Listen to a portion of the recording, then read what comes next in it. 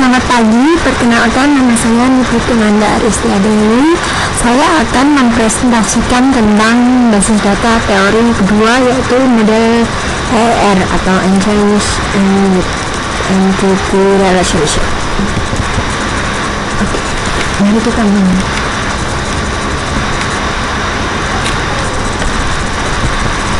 Yang pertama adalah konsep model EER. Model EER yaitu sama dengan model Entity Relationship PR ditambahkan dengan konsep spesialisasi, generalisasi, dan kategorisasi. Konsep model EER adalah kumpulan konsep dari entitas, atribut, relationship, serta constraint lainnya yang menggambarkan struktur basis data dan transaksi pada basis data, dikembangkan oleh Chen pada tahun 1976.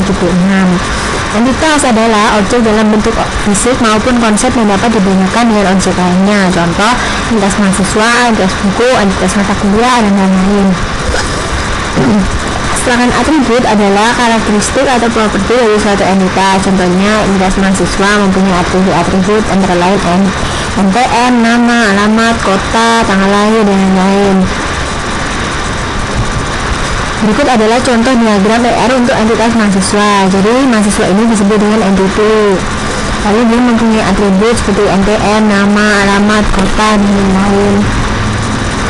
Sedangkan relationship yaitu hubungan yang terjadi antara satu entitas satu ibu. Contoh relationship mengambil yang menggambarkan mahasiswa yang mengambil mata kuliah. Ini adalah contoh diagram relationship-nya. Untuk mencatat semester berapa mahasiswa mengambil mata kuliah, maka pada relationship mengambil ditambahkan atribut semester. Nah, seperti ini contohnya. Entitas sendiri terbagi menjadi dua, yaitu entitas kuat dan entitas lemah. Entitas kuat merupakan entitas yang berdiri sendiri tanpa bergantung dengan entitas lain. Contohnya entitas mahasiswa, buku, dan lain-lain. Sedangkan entitas lemah adalah merupakan entitas yang keberadaannya bergantung pada keberadaan relationship terhadap entitas lain. Contohnya entitas anak bergantung pada entitas dosen. Berikut adalah contoh diagram ER untuk entitas lemah. Jadi entitas dosen mempunyai entitas anak seperti itu. Tipe-tipe atribut terbagi menjadi 5, yaitu 1. Atribut kunci, atribut yang bernilai tunggal yang unik. 2. Atribut bernilai tunggal, yaitu atribut yang memiliki hanya satu nilai. 3. Atribut bernilai banyak, yaitu atribut yang memiliki sekelompok nilai. 4. Atribut komposit, atribut yang terdiri dari beberapa atribut yang lebih kecil. 5. Atribut derivatif, yaitu atribut yang diperoleh dari atribut lain. Ini merupakan contoh simbol atribut. Hobi merupakan atribut bernilai banyak. Alamat merupakan atribut bernilai tunggal, yaitu hanya berupa lonjong. Sedangkan atribut kunci dia ada underline-nya. Atribut bernilai banyak ada double lingkarannya. Nah, berikut adalah contoh atribut komposit dan atribut derivatif. Seperti ini. Sekarang diajak relationship. Diajak relationship sama dengan jumlah entitas yang saling berhubungan dalam satu relationship. Ada 3 jenis, yaitu relationship berderajat 1 atau unary. Ini adalah contoh diagramnya. Kedua adalah relationship berderajat 2, yaitu binary. Ini contohnya. Yang ketiga adalah relationship berderajat 3 atau ternary. Berikut adalah contohnya. Kardinalitas relationship adalah sejumlah kemungkinan entitas A berpartisipasi dengan entitas B dalam satu relationship. Ada 3 jenis, yaitu 1 ke 1. Berikut adalah contohnya. Yang kedua adalah 1 ke banyak, notasi 1 banding M. Many ya maksudnya. Ketiga adalah banyak ke banyak, notasi many to many, M to M. Seperti ini adalah contoh diagramnya. Lalu berikutnya adalah partisipasi entitas. Partisipasi suatu entitas terdapat 2 tipe, yaitu 1 partisi total, di mana keberadaan entitas tersebut bergantung pada hubungannya dengan entitas lain. Ini adalah contoh dari diagram partisipasi total. Kedua adalah partisipasi parsial, di mana entitas tersebut tidak bergantung dengan keberadaan hubungan entitas tersebut dengan entitas lain. Berikut adalah contohnya. Dosen tidak berhubungan dengan koordinir. Entitas agregasi yaitu entitas yang mengandung unsur relationship. Berikut adalah contoh diagram R-nya.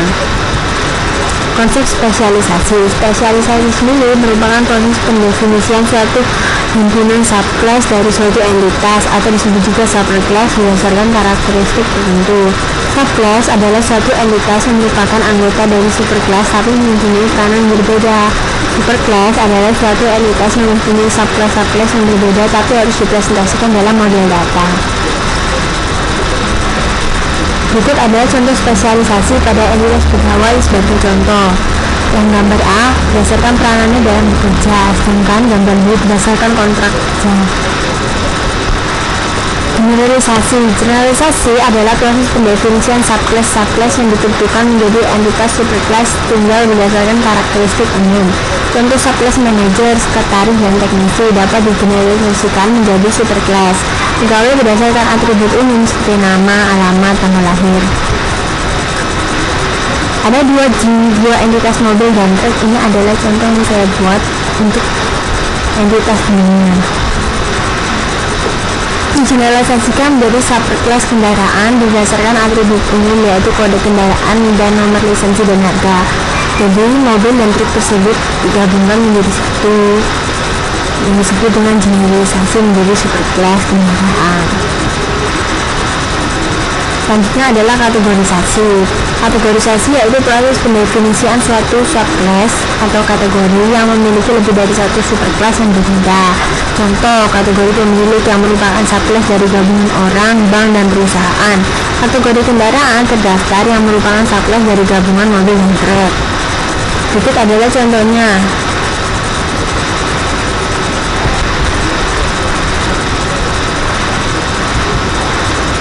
Aturan transformasi diagram ER ke model relasional.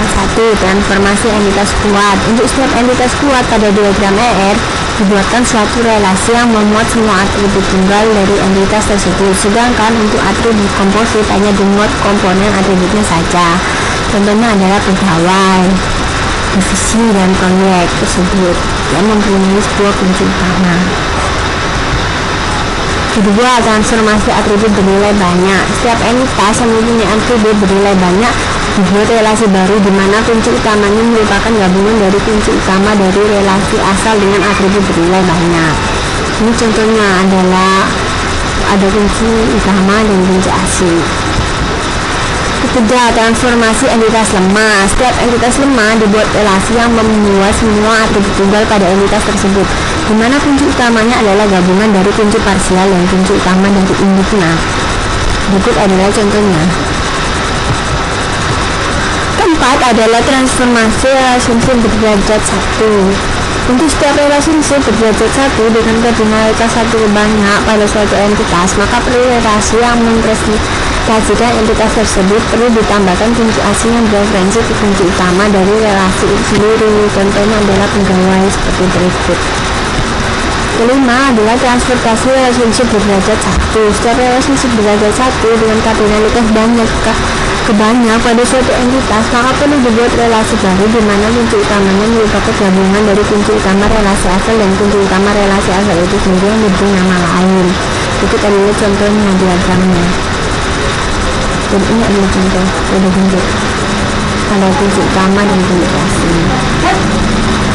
Keenam adalah transformasi relationship berderajat 2, 1:1 dan partisipasi total. Untuk setiap relationship berderajat 2 dengan kardinalitas 1:1 dan kedua-duanya berpartisipasi secara total, maka perlu dibuat suatu relasi gabungan di mana kunci utamanya dapat dipilih salah satu. Ketujuh adalah transformasi relationship berderajat 2 dan salah satu partisipasi total. Untuk setiap relationship berderajat 2 dengan kardinalitas 1:1 dan salah satu berpartisipasi secara total, maka pada relasi yang partisipasi total mempunyai kunci asing yang berasal dari kunci utama relasi yang berpartisipasi sebagian. Kedelapan adalah transformasi relationship berderajat 2 1:1 dan keduanya berpartisipasi parsial.